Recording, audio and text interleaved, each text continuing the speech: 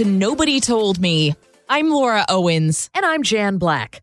Our guest on this episode is career and workplace expert Dan Schawbel, who is partner and research director at Future Workplace and the founder of both Millennial Branding and WorkplaceTrends.com. Dan is also a best-selling author whose newest book is called Back to Human: How Great Leaders Create Connection in the Age of Isolation. Dan, it's so nice to talk to you today. Thank you so much for being on our show. Really excited to be here with you. Thank you so much for having me. Talk to us a little bit about your background and how you became an expert in millennials and personal branding. Oh, wow. So we want to go really far back. My first job was when I was 13. My first internship was in high school, cold calling. During college, I had 7 more internships, 8 leadership positions on campus, and good grades. And then I had my first business I started, which was a website consulting business and design business back sophomore year of college. And then I worked for EMC Corporation, which is now EMC Dell. I went from product marketing to online marketing. And then I created the first ever social media position back in November 2007. Long time ago. So this was back in the early days when there really wasn't too many social media corporate positions. So I had to come up with a job description, if you can believe it. Now, most companies have people who work in social media, usually under the marketing or PR departments.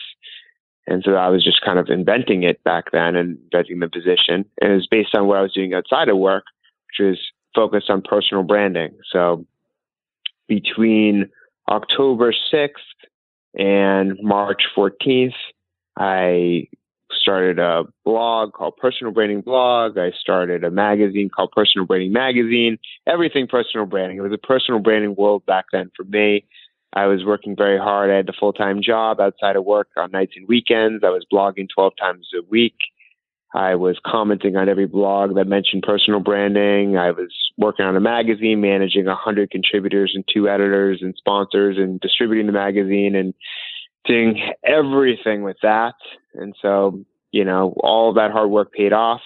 Left EMC, started Millennial Branding, which originally was just me coaching people, whether they're executives or comedians or celebrities, on how to build a strong personal branding using social media, which was, there's so many personal branding consultants now. It's pretty amazing. But back then it was pretty new. And so I was working with that. And then I switched business models and I started helping companies better connect with millennials, mostly from a hiring and retention standpoint, and now obviously leadership standpoint. But back then it was, how do we recruit them? How do we engage with them and sell our products and services to them? That's really what companies were hiring me for. And then the book journey happened. I was very inspired by the fact that I was hired internally to be the first social media person at EMC after Fast Company profiled me for the work I was doing outside of the office. And instead of the amount of hard work it took to work for EMC, to get a job at EMC, it took me 8 months, meeting 15 people for 3 different positions to get my job out of school.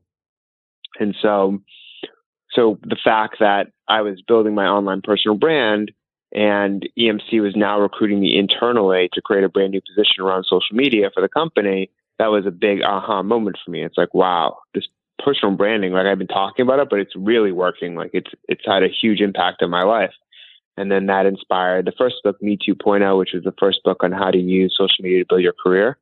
But really what's happened over time is each book has helped people get to the next phase of their career. So Me 2.0 also is answers the question, how do I get my first job when I graduate college?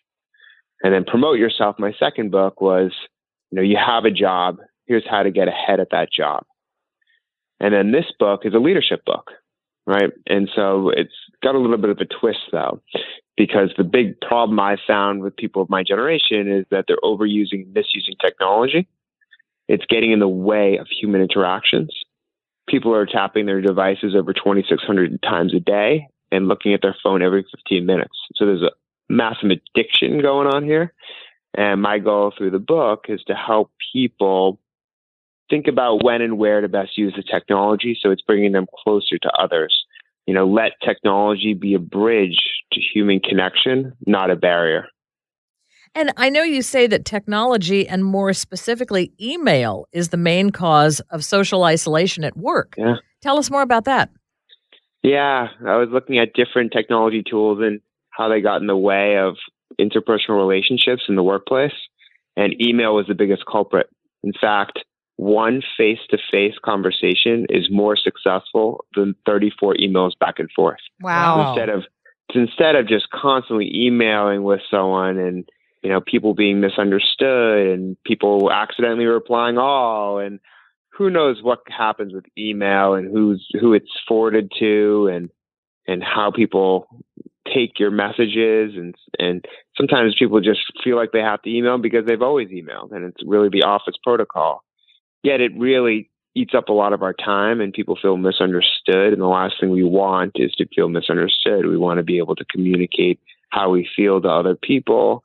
And you certainly can't handle an office conflict through email. That's not the right approach, right? Mm-hmm. That's much better handled in person on a one-to-one meeting in a private setting, a private, office or some sort of location. So, but most people, it was a study out, I remember, where, people my age, some would rather be fired by text than an in-person firing, right? And so I think we're starting to lose these important critical connections that we've always had, yet we need them. We desire them. Maslow's hierarchy of needs says after safety and security and food and shelter, we need love and friendship to be self-actualized. We cannot achieve our full potential at work if we don't have real relationships. And we're spending a ton of time at work. The average work week now is 47 hours a week for a full-time salaried employee in the United States.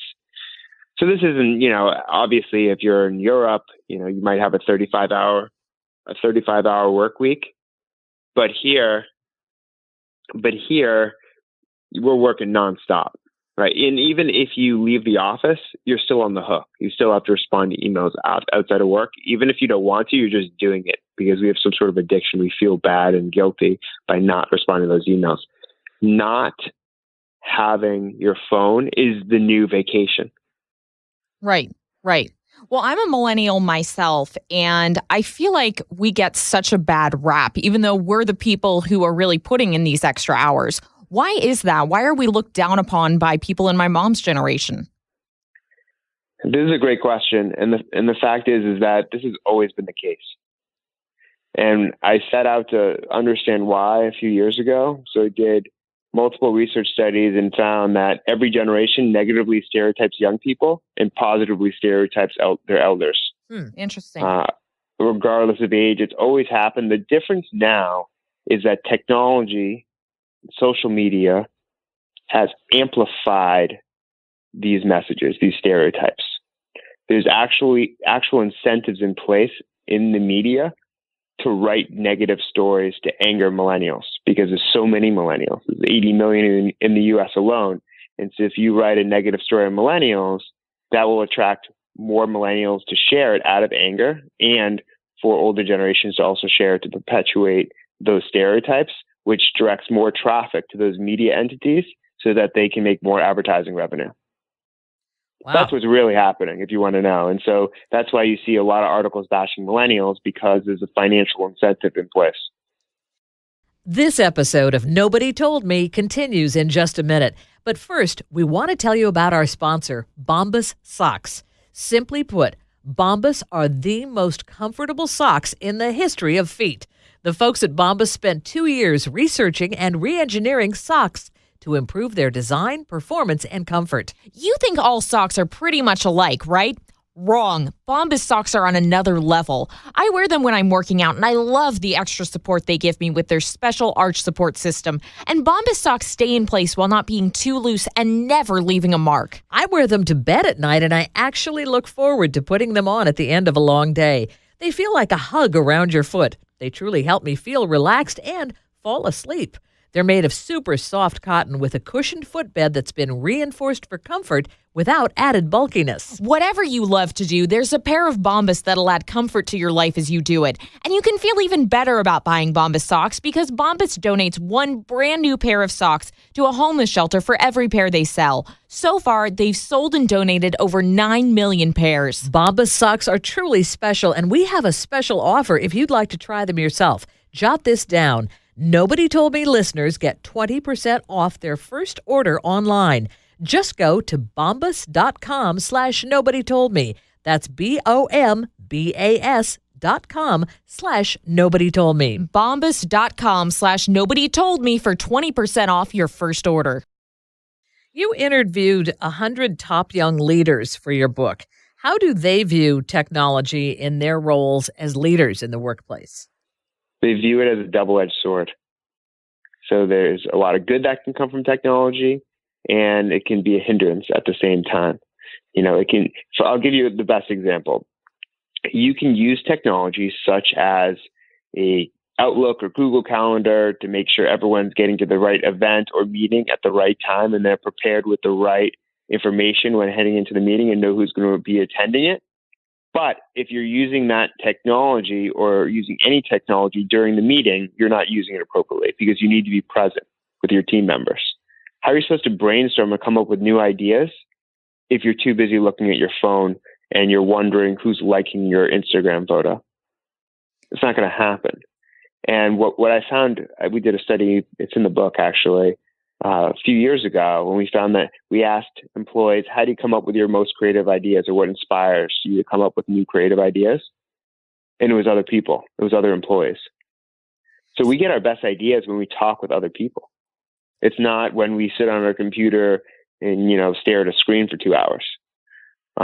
Next time you want to connect with someone, go for a walk and have a walking meeting. And I'm telling you, Steve Jobs did it. A lot of successful people in our world have done it. And so if you do it, you'll see the difference. There's a reason why Amazon has an Amazon rainforest as part of their headquarters in Seattle now, where you go and they have 1,000 different types of plants, and you're like in this rainforest and you're able to schedule meetings there, is because it's healthy, for one, gets you away from the typical office situation where you're in a cube or you're in a physical office or wherever, and you're now in this very inspiring place.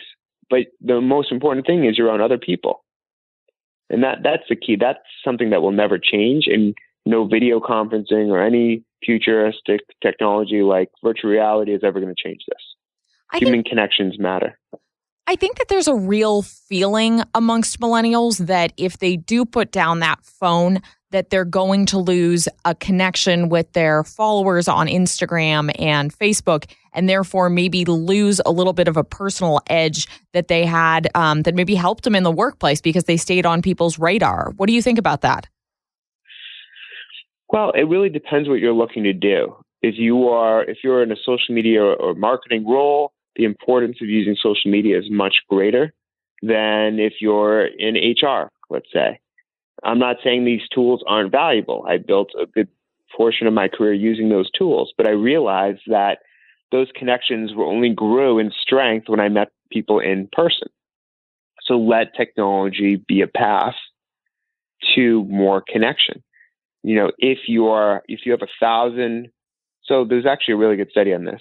So the definition of friend is not a Facebook friend. The definition of a friend is someone who will be there for you at a time of a crisis.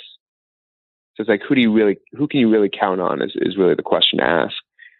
And there was a study that showed that for someone who has an average of 150 Facebook friends, only 3 of them were actual friends that they could count on.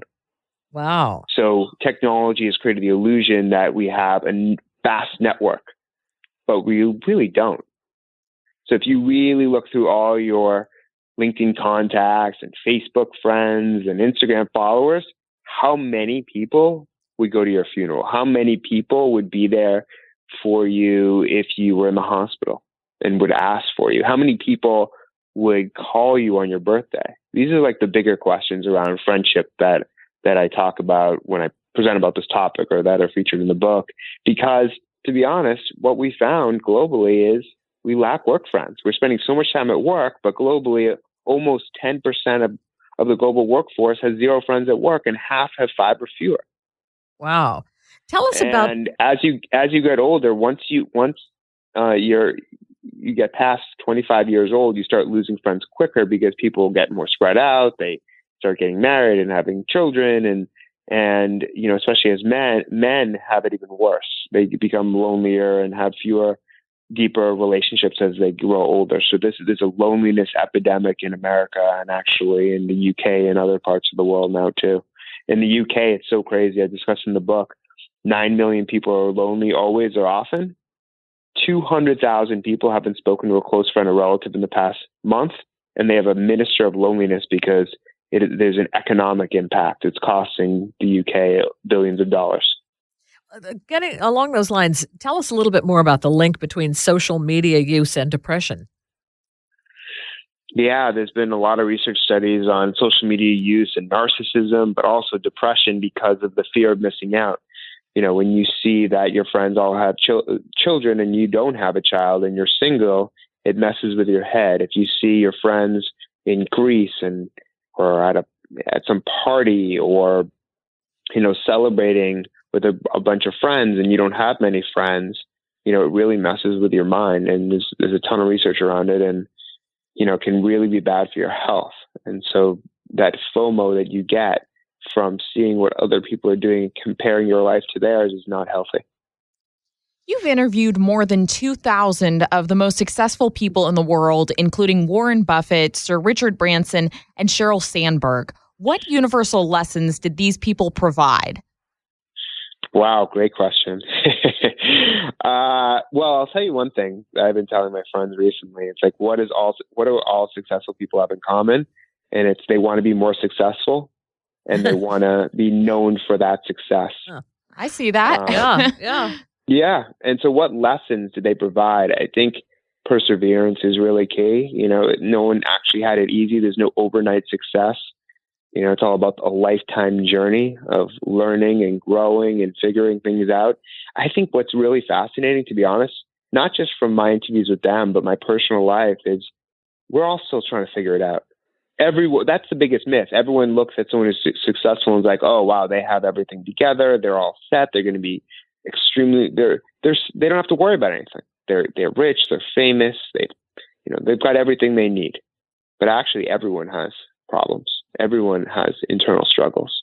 And I think that's what binds us all together. That's what makes us human, right? Like back to human. It's like we all have our own internal battles, external battles.